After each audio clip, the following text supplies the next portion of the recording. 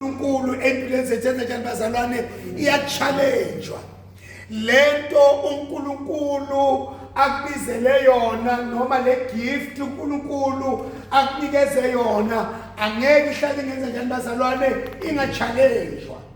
Now when it is challenged kubiza ukuthi wena uunderstand noNkulunkulu wakho ukuthi uNkulunkulu wakho uthini kuwe.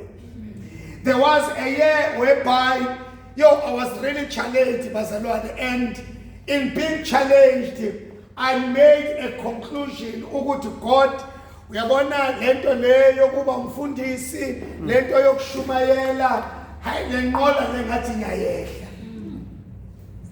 I made a sincere prayer kuNkulunkulu, and kuNkulunkulu ngize ngenze nama promises ukuthi uNkulunkulu, I promise ukuthi angeke ngibuyele ezonweni. I promise ukuthi uyabona nje manganginikeza umsebenzi nami ngiyosebenza kaMlungu, I promise ngizotitha, I promise ngizosupporta nomsebenzi wenkosi. Hallelujah. Net God into nje ongangenzela yona ukwenze njani ukususa lolubizo, ukuyisusa le gift kamoya onginikeze yona. Hallelujah. And then bazalwane, that prayer was so sincere. Ngitsho uNkulunkulu wathi make ngibona hey wabo ukuthi ya mntanami means this. Then ke now kwadlula amalanga, makudlula amalanga ngisawenza lo mthandazo, then uNkulunkulu answered me. Uma emphendula uNkulunkulu umphendula ngencwadi ka 1 Kings chapter 18. Hallelujah. Ukuya ku 19. Lapho uElijah ehlisa umlilo ngithi ku chapter 19 uElijah uthola imessage ukuthi uJezebel uthi uzokubulala. Now uElijah makathola that message immediately uyakhohlwa ukuthi ku chapter 18 wehlisa umlilo. Immediately uyakhohlwa ukuthi ubulele abaprofeti bakaBhali. Because of a message ayifike kuye ukuba uJezebel ufuna ukumbulala, nangu Elijah sakayathandaza uthi uNkulunkulu mangife. Now umthandazo wakhe wokufuna ukufa basically bekumthandazo wokuresign in the ministry. Bekumthandazo wokuthi uNkulunkulu le gift omnikeze yona bona manje ngifake enkingeni. Ngibulela abaprofeti bakaBhali, nangu uJezebel ufuna ukwenza njani manje ukumbulala. Now when you continue reading chapter 19, ithi uNkulunkulu ufika ngengilosi uthi vuka udle. Ngobani? Indlela yakhe isasenjani? Isaseyinde. uElijah uyavuka uyadla. Hallelujah. Now uma seka kwicave uElijah kulake uNkulunkulu amnikeza khona imessage. uNkulunkulu uvela kuElijah, and we don't see God answering umthandazo kaElijah wokufuna wenze njani ukufa.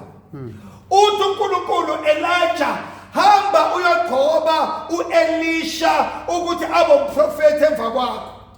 Hamba uyogcoba uHazayeli abe inkosi. Hamba uyogcoba uJehu abe inkosi yakwa-Israel. Now the message kaNkulunkulu yaba lapho. Yathi uElijah wanted to resign, uElijah wanted to die, but into bekengayazi ukuthi i-assignment yakhe bengakapheli. Oh my God. Now why God says Elijah hamba uyogcoba laba bantu abathathu, it is because of uNkulunkulu ubuka the whole assignment ka-Elisha. Now uElisha, because of i-attack ufuna ukwenza njani ukufa, and ukufa kwakhe akufi yena kuphela, kufa nani bazalwane? Ne-assignment abekelwe yona. Now this shows ukuthi uNkulunkulu really cares about ama-ofisi kamoya umoya asinikeza wona. Now, ikubalulekile for us to understand ukuthi ukusindiswa kwethu is not just ukusuka ukukhishwa ezonweni uthethelela izono bese uyakuphi uyezulwini. There is an assignment or divine assignment uNkulunkulu enze njani akubekele yona. Amen. Now, God has made you ukuthi ube a member in the body of Christ. Amen. Ngoba i-membership ebalulekile kunawo wonke akusi membership yokuba i-member ye-Assemblies of God eMamelodi. I-membership ebalulekile yini bazalwane ukuba i-member emzimbeni kaKristu. Now, when Paul ekhuluma umzekelo, hallelujah, ufanisa abazalwane njengamalunga omzimba. Now, njengamalunga omzimba kaKristu. Now, uPaul usinikeza this illustration yokuthi each and everyone kulomzimba kaKristu uyiphathi thizeni. Now, there are different parts now emzimbeni kabani kaKristu.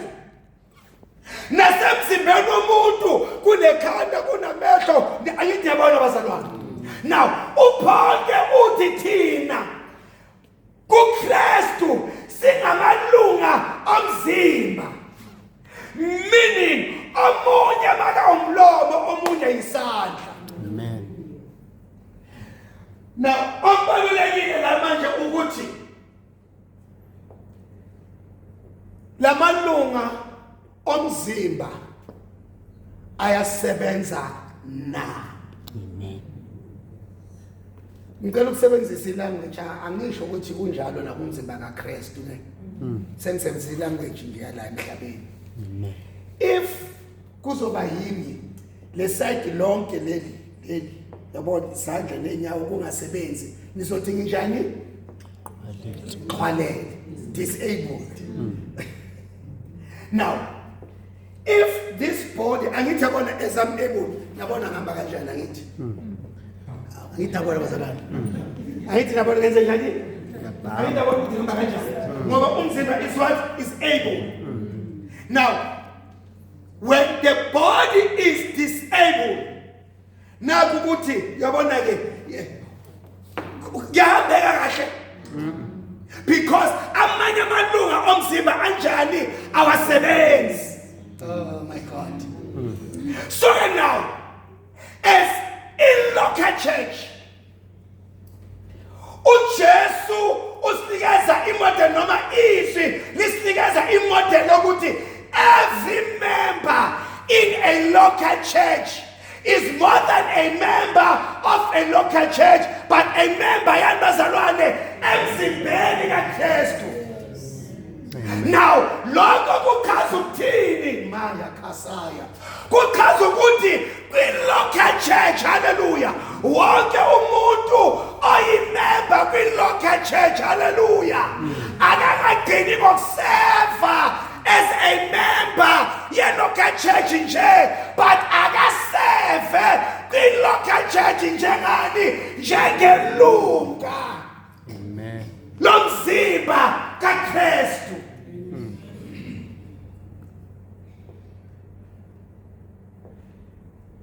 I-local church iyakhuliswa abazalwane abaseva as the members of the body of Christ.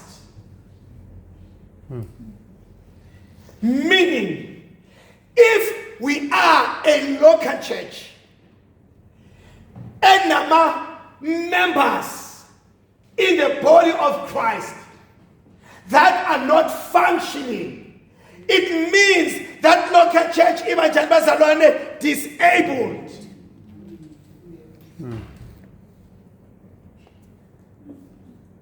Angithi for example, what is common? uNkulunkulu lethi message through prophecy ngezilimi and through interpretation. Kusukume umzalwane shakalabata helababa asho ngezilimi. And that is the message esidingayo as what? As a local church. Ayisedinga abazalwane. That message is a what? As a local church. Then uNkulunkulu deliver the message ngomuntu one gift yanibazalwane yokukhuluma izilimi. Bese after sekakhulumile there's no interpreter. That particular service, did we benefit or did we lose, bazalwane? We lose. Siluzile. Why? Ingoba akunamuntu, hallelujah, onale gift owenza njani manje yoku-interpreta. Now, awukwazi ukuba yimember yomzimba kaKristu ungabi ne-desire yokuthi mina Nkosi emzimbeni wakho yini umsebenzi wami. Khuluma nami bazalwane. Now, that attitude isiza umzalwane ukuthi asuke kwi-comfort zone of being a member of a local church. And at the same time, the very same mzalwane is not functioning as a member emzimbeni kaKristu. We all need to have a desire yokuthi mina Nkosi emzimbeni kaKristu ngiyini mina. Because uma ungazazi ukuthi ubani emzimbeni kaKristu nanokuthi yini umsebenzi wakho, uzofuna ukuba yizo zonke lezi zinto lezi. Namhlanje uzohalela ukuba idolo, ubone ukuthi engathi ukuba idolo yastressa mhlala uguqile, angisafuni ukuba idolo.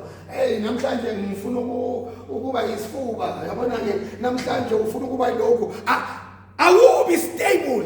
Yeah. Now, when you don't know your role, you end up uzikhandla. Uyodlala ama-role ongesiwona wakho. You end up u-investor nomthandazo wakho endaweni wrong.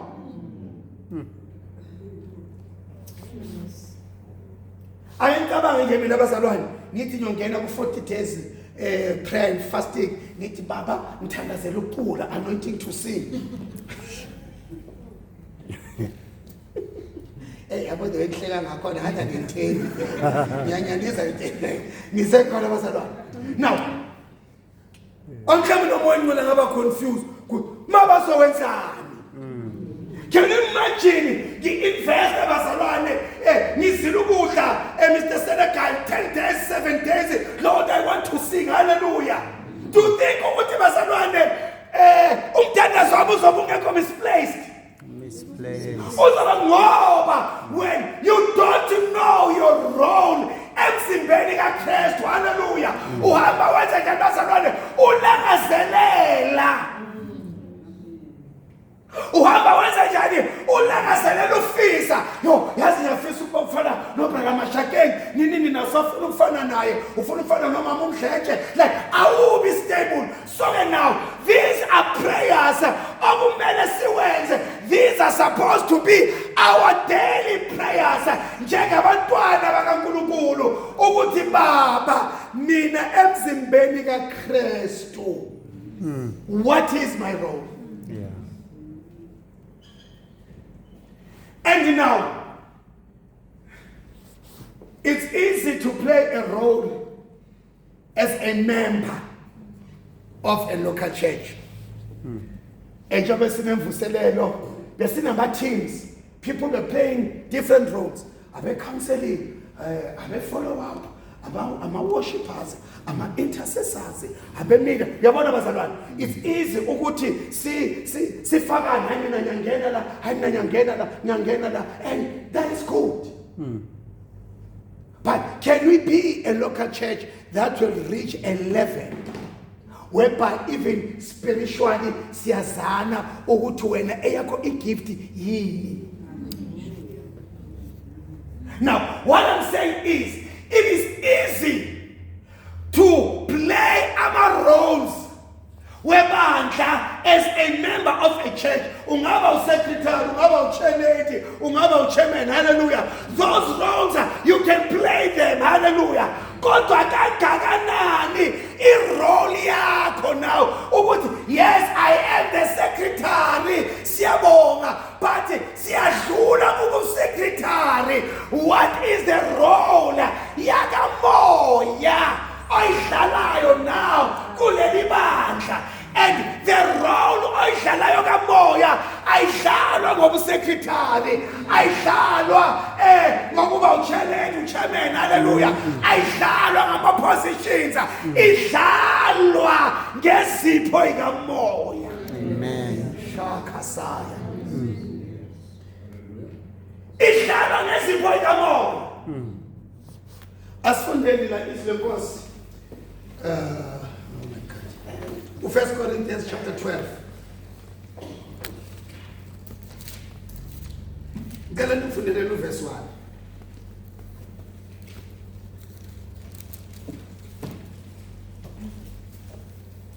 Kepha maqondana neziphiwo zokomoya angithandi bazalwane ukuba ningabi nakwazi. Phinda futhi. Kepha maqondana neziphiwo zokomoya angithandi bazalwane ukuba ningabi nakwazi. Nge-English. Now, concerning what you wrote about the gift from the Holy Spirit, I want you to know the truth about them, my brothers and sisters. Meaning, concerning the gifts of the Holy Spirit, uthini angithandi ukuthi ningabi nalwazi. Yes. Kusho umpostoli Paul ebandleni laseKorinte, hallelujah. Nami njengompostoli uMabaso, hallelujah, kwibandla laseMamelodi West Assemblies of God, hallelujah. Into engisho ngithi kinina bazalwane, nami angithandi ukuthi ningabi nalo ulwazi ngezipho zani ezikamoya. Ngamanye amagama, as a local church, we must never be ignorant when it comes to the gifts of the Spirit. Amen. Siyawuphahlaza umoya we-ignorance, siyawuphahlaza. Hallelujah. Umoya we-ignorance bazalwane, when it comes to izipho ikamoya, umoya ongafuneki ebandleni, umoya wokududulwa, hallelujah. Because when we are captured by the spirit of ignorance, hallelujah, when it comes to izipho ikamoya, angeke sibe yibandla elifunctionayo ey'ntweni zikamoya.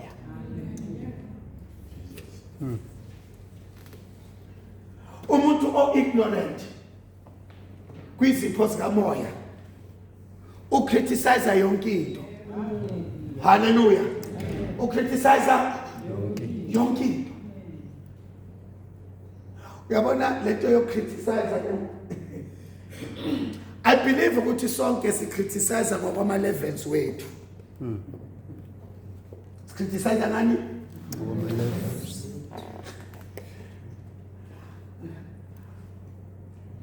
Level yami ingivumela ukuthi mangiposta ku social media and posta i-conquest yami, total conquest.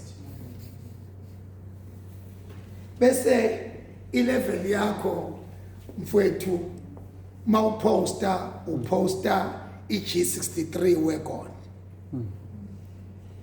Bese mina ngiqale ngokukriticize. Why uzoposta imoto edurayo lisakhona? Ngimcriticize because of ukwenye 11. Mina ngikwenye ini 11. Do you think ukuthi uma sengu-level ye-G63 angeke ngiyiposte? Ngoba senginjani? Sengu-level. So now, it is dangerous, bazalwane, to be ignorant ngezipho zikamoya, because of you end up criticizing abantu abakuleya level leya ngokwezipho zikamoya wena usaselapha. Because unjani, you are ignorant. Why? Makabeka abantu izandla abantu bawa. Awukho kuleyo level yokuyisa abantu wena. Lisakhona basalwane. Unjani? Awukho kuleyo level. Now, when the spirit of ignorance sihlasela ibandla when it comes to izipho zikamoya, the spirit of ignorance sizokwenza silimazane sodwa. Khuluma nami bazalwane. Sizakazalwane silimazane sodwa. Why? Ngoba le gift kamoya o-operate kuyo mina angiyazi futhi angi-understand. Therefore, when ngingayazi ngi-understand, ngiyaqala ngenza bazalwane ngiyayicriticize, and abanye bacriticize baze bakhulume ukuthi lento yenza siyi-understand.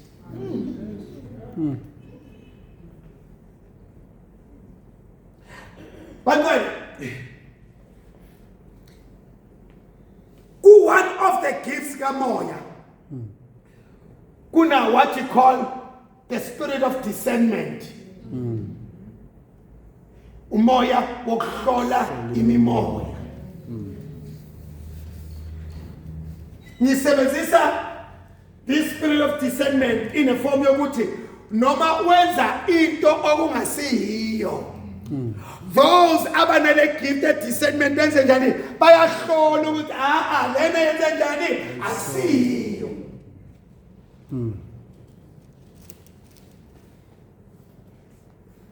Lord, help us and deliver us from the spirit of ignorance when it comes to the gifts of the Spirit.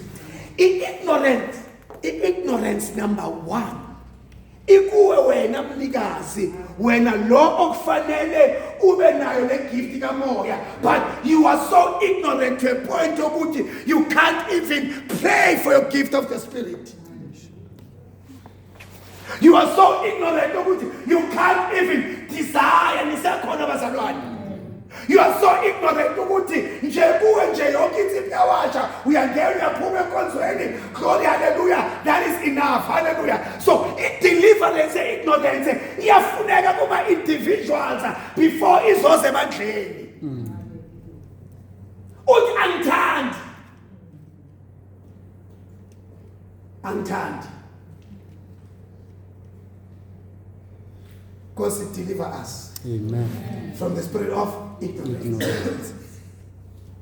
Now, when you are delivered from the spirit of ignorance, when concerning the gifts of the Spirit, when you are delivered, when you now know ukuthi gift yakho yini, your focus now will be certain. Let this gift grow. Uyayikhulisa le gift ngomthandazo nangokusilukuhle. Ngamanye amagama uyarecognize ukuthi ikhona. Uyarecognize ukuthi njani ikhona. So now angithi uma ignorant into noma ikhona awuyinaka kithi.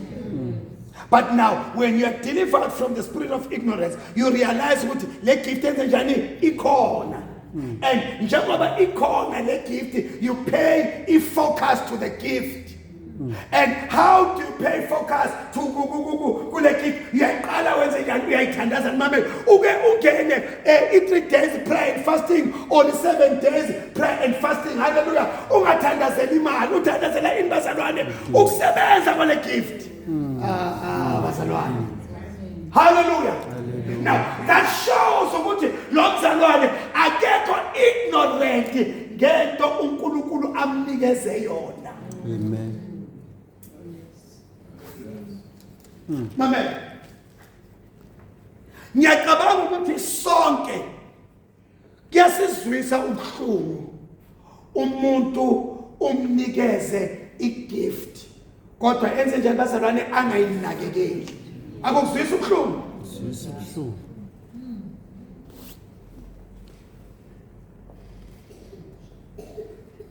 ngicela ukuni-advise yabona mina wanganginikelela ngento manje uzofuna ukuphinde unikela ngoba into enginikelele yona gift yenze njani bazalwane ngiyiphatha kahle Amen. sure Nkosi yami if you are ignorant of the gift that God has given you kunama consequences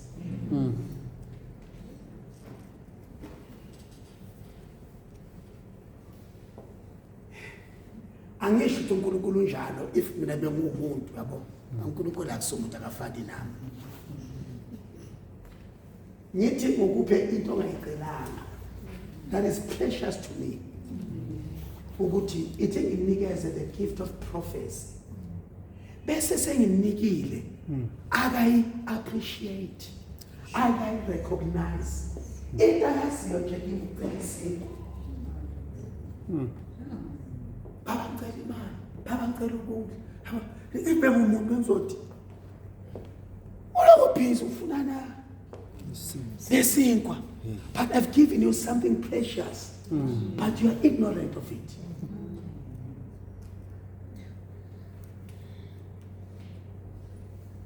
net ukuthi uNkulunkulu ke akafani noReginald Bheki inkosi mabaso uzokuphendula kuphe ini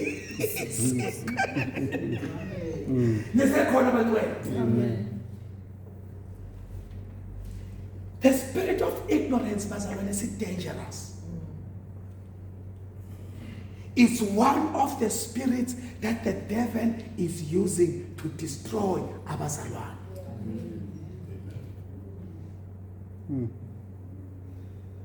Yabona akekho umuntu ombusisa eBhayibhelini njengoMoses. Was defeat spiritual bazalwane say ignorance was defeat. uMoses uyasilusela nje umhlambi kaJethro. Ubona nasi isihlahla siyavutha marasipheli. And it was God wanting his attention. Now, asike sithi nje uMoses wahlaselwa ispirit se-ignorance. Abona nasi isihlahla siyavutha marasipheli adlule uMoses. Ngabe bakhulula bakaIsrayeli. Because, oh my God, the gift, the calling, and the anointing yokukhulula uIsrael bekubani bazalwane bekuMoses. Amen.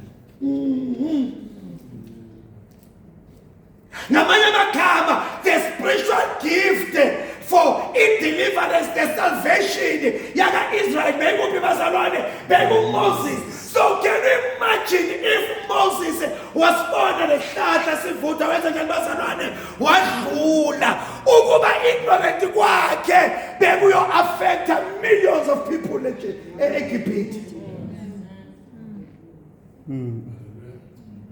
But Moses nyathanda was defeated spiritual bazalwane say ignorance.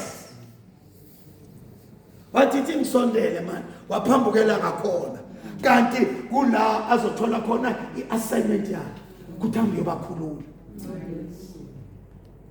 Now nathi batwele the gift uNkulunkulu akunikeze yona, it is not for you, it is for us.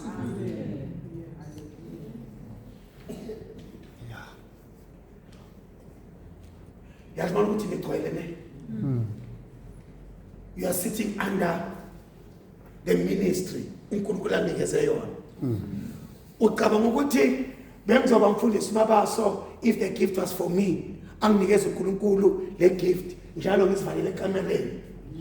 Lo musho Martina Jesus. Bayaza. Bebeyohlanya. Now, it shows ukuthi when God gives you a gift, it is not for you, it is for the church. It is for us. So and now, when you are ignorant concerning the gift only yona, it does not only affect you, it affects the abantu bazalwane na abangeza bazalwane emhlabeni. We are also affected by your ignorance when it comes to the gift of the Holy Spirit.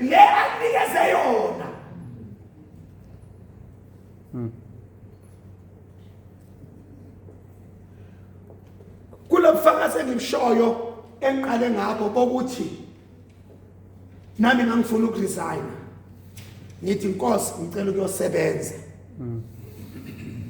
When God engitshela ngeElijah ukuthi nami ngafuna ukufa lapha but bekangazi ukuthi kusasene assignment ukuthi ayogcoba uElisha ayogcoba noJehu noHazayel. Now that's what God said to me. What if you resign now? Kunabantu who are connected to your destiny. Kunabantu who are connected to the gift and the ministry. So when you resign now, now these are things as Gamoya we need to understand. Njengebandla uma sikhuluma ngesipho ikamoya uthi Paul angifuni nibe ignorant bazalwane. Because Paul understood ukuthi ignorance concerning the gift of the Spirit, hallelujah, ilimaza ibazalwane ibandla. Now the purpose, the purpose, it is to edify the church. God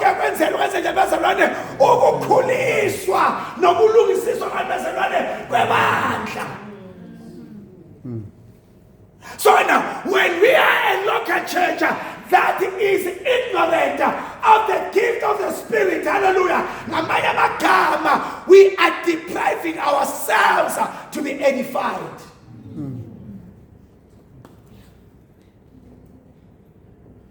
Bese ibuyela kulento le bathi abantu, what's the purpose of coming to church? Ngoba ngingena ngenjalo ngiphume ngenjani ngiphume ngenjalo. Abanye baze babe extra bathi ngingene ngingcono ngaphuma ngenjani ngiwes.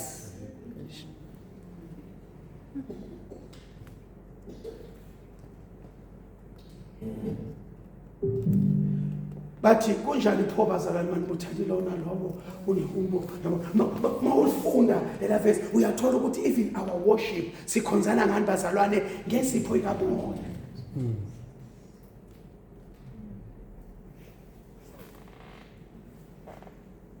Buzo makhelane athi uthi vele are you ignorant?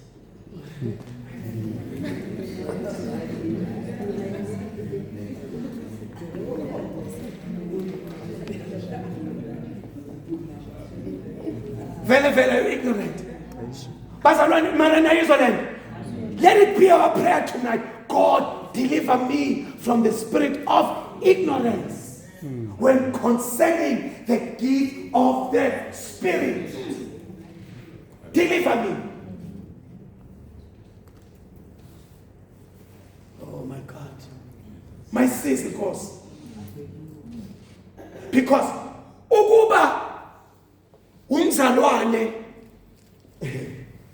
odlala irole emzimbeni kaKristu nisekhona bazalwane. Your role inikeza ibandla ithuba lokukhula. Hallelujah. Now, you cannot contribute ekukhuleni kwebandla spiritually without the gift of the Spirit.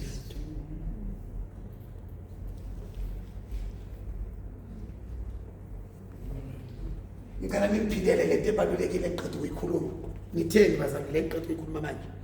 Oyi-one nje ngasuka mangitshela ukuthi ngitheni lento ebalulekile engake ngiqeda ukuyikhuluma. Ngathi ayazi ubukamuso. Yazi mntanami. Ubani ongangiphendula le ngiqeda ukuyikhuluma manje? How? You cannot play a role, a gift of the Spirit. Uma wena unganamoya oyingcwele.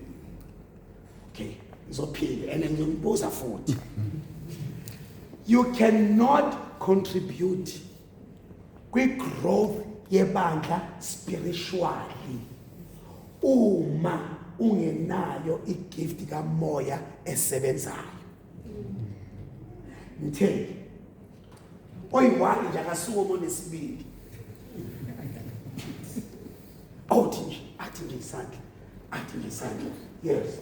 You cannot contribute spiritually To the growth of the church. with the growth of the church. Ungenawo umoya.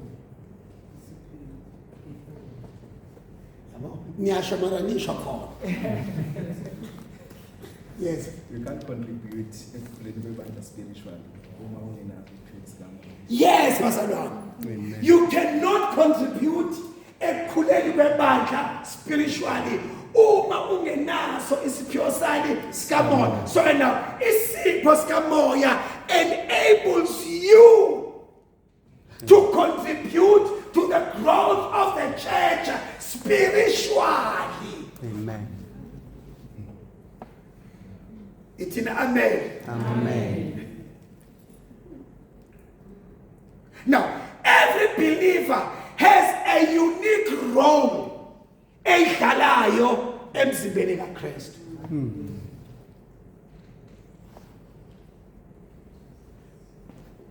Asike sithi bazalwane for 2 years unyaka nje wonke nje unyaka nje uwonke every Sunday from January to December siloko siyabhadla ngiyatshela kuyofika aboJuly senithi abadla enza njani bazalwane abadla ngoba sebenza njani bazalwane ukwenza njani ukubhadla. Now that's where now the gift kamoya ezifuneka khona. Ngamanye amagama njengomfundisi wenu akumelanga ngibe frustrated when I want this local church to experience a gift different from mine. Basangiza bazalwane. Amen. Angisho mina uku-invite. Angisho kwenza njani bazalwane uku-invite. Hallelujah. Kumele njengompostoli. Hallelujah. When I realize ukuthi okay no sidinga igift ekanje ebandleni. Hallelujah. Akumelanga ngirane out of options. Hallelujah.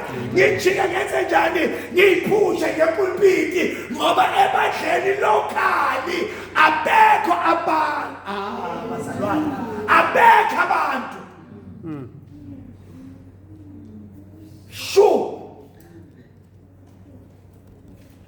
Ngize ngithi ngomsana ngenze njani futhi engoshumayela ngistreke kubazalwane uke pulpit. No, leli bandla leli bazalwane kumele likhuliswe yizipho zikamoya, not my ministry. Yes, as umfundisi I'm playing a role. Hallelujah.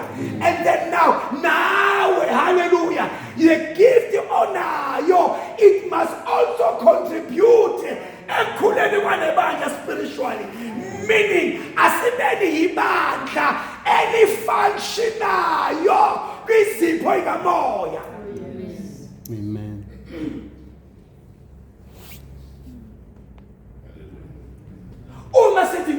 sifuna i-teaching about the blood of Jesus. Hallelujah. Kuze umuntu ozofundisa. Ngoba mina noma ngifundisa ngale voice yami.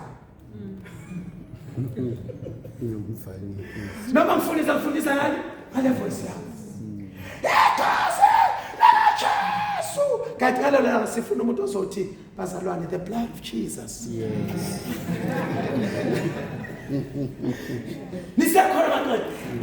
Labo bantu labo bazalwane bokukhulisa leli bandla spiritual ngezipho kumele bavele kuphi? Khona la. Amen. Khona la. Akumelanga njalo ngikhumbula uma siplanela imvuselelo ne. Siplane lesolwini revival lesinayo. Siyaplana so ke sengithi mina I know yabona ke masengathola umvangeli yabona simeme ezazoshaya yabona ke bonke etafuleni bangijikela bathi hayi man angithi nala kwelinye ibandla kwenye local church mabafuna imvuselelo bacabanga wena so ke nathi senze njani sicabanga wena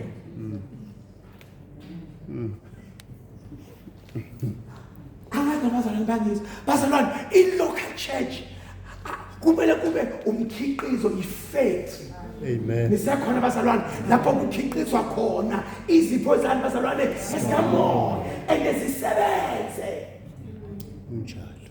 sisebenze nisekhona bangcwele. So now every believer is unique. One thing that you should know ukuthi every spiritual gift enables every believer to contribute to the growth of the body of Christ.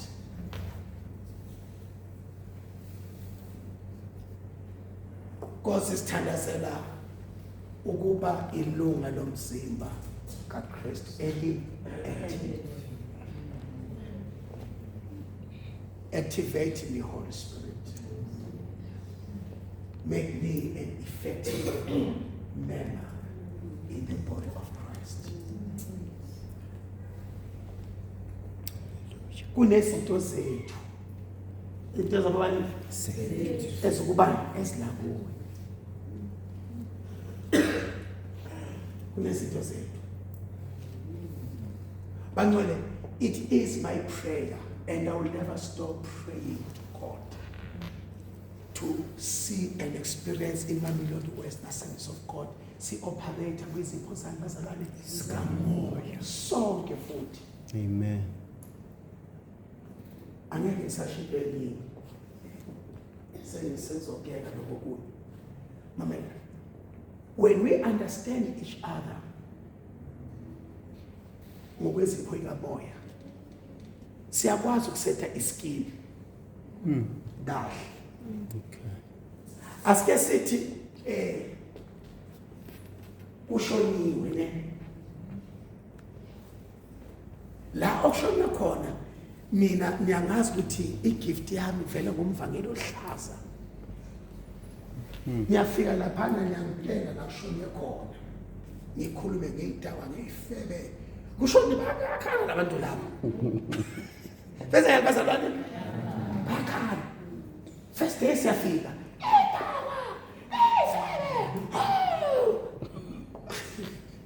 does that message comfort them? Am I wrong? Shumela ngedaba nangifebe. I'm not, but the platform enjani? It's not right. Now, uma seke siyibandla understandanayo ngokwezipho lamoya siyakwazi ukuyihlela kahle into yethu. Hayi wena la awungeni lapho. Yabona ngene lo. Yeah. Yabona. And nami uma ngingekho ignorant ngizozazi nami ukuthi nginjani angeni la. Angeke uqhubeke. Now abantu abangasazi bafuna ukungena yonke indawo nala esibona khona ukuthi akangeni alibala umuntu ulinyazwa yini ingoba ufuna ukuyifaka entweni thina esibonayo.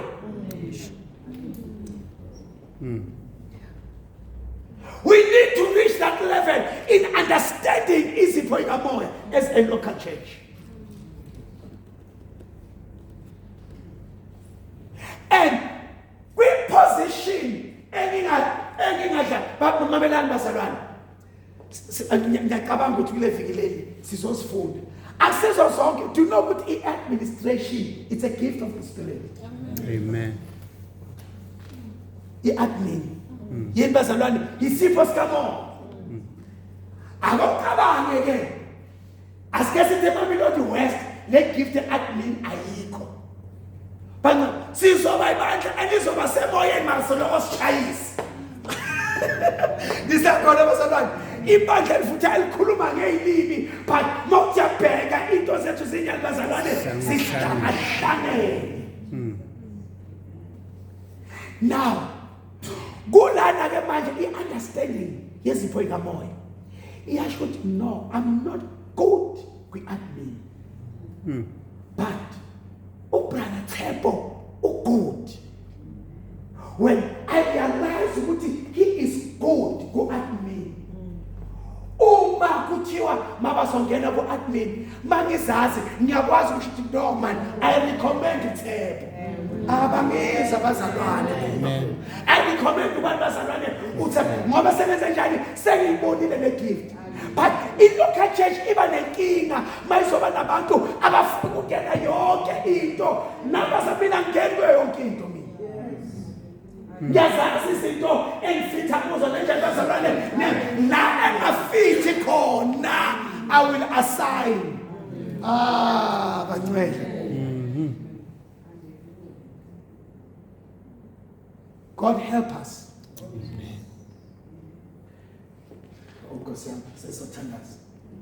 When you've got an understanding yezipho ikamoya, umoya ka makhona tsotle band uyafa. Moya ka bani? Nayazi makhona tsotle band. Angeke uyazi mntana mthini sibadala siyayazi.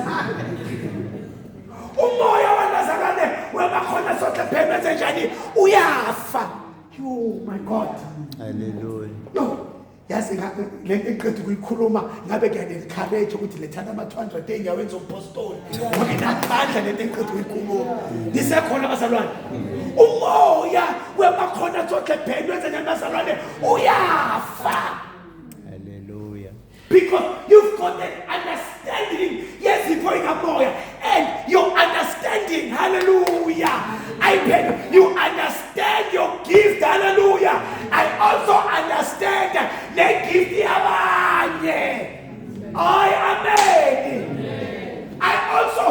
understand my gift. You understand the babani, never. He has a gift in a mamu train, hallelujah. He has a gift in a mamu train. And when you understand your gift, hallelujah, I will be in competition. Yes, it is Paul. Amen.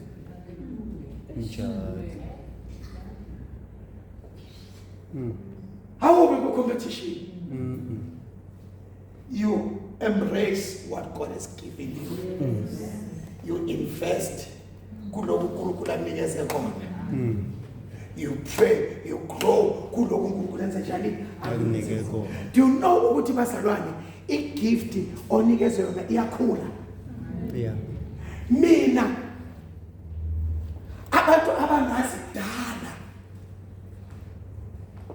bangazi ukuthi ngumvangeli. Nalo Peter mkhulu uvumelana nami.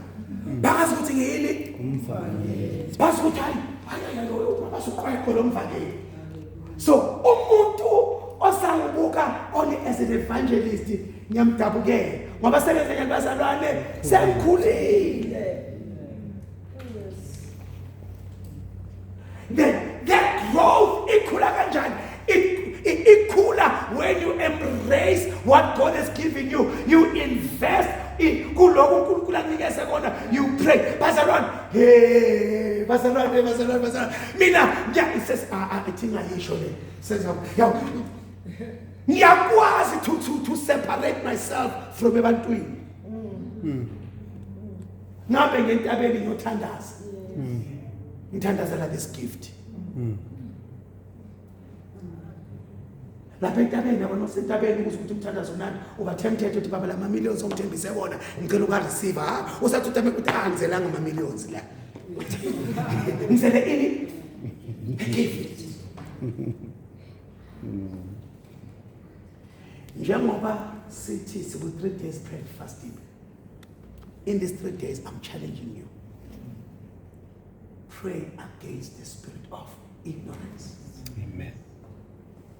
Concerning the gift that God has given you. Pray against the spirit of ignorance. Number 2, your prayer, let it be, God, make me to be an effective and functioning member in the body of Christ. Yenze ngibe ilunga lomzimba kaKristu elisebenzayo. Amen. Asiphakame. Sizothandaza bantwana. And mangithi sizothandaza angisho sizothandaza. Bathe siphuma ngo-7, meaning we are going to pray concerning izipho kamoya oyingcwele. Where you need to repent with God, I've been ignorant. Where you need to repent with uNkulunkulu nesipho ngike ngasibona sisebenza but ngobude bendlela ngahamba ngadebesela, but God revive me, God restore igift yami kamoya. Hallelujah. Let it be our prayer with God, ngiyalangazelela ukuthi igift kamoya onginikeze yona ngiyibone isebenza baba kwibandla laseMamelodi West Assemblies of God. I want to contribute to the growth of this local church spiritually, and for me to contribute, I want to contribute ngegift onginikeze yona. Amen. Siqalele ngoma Doreen worship song sihlangazeke sonke umuntu nomuntu athole khona lakhe, and then we pray to God in the name of Jesus. Amen.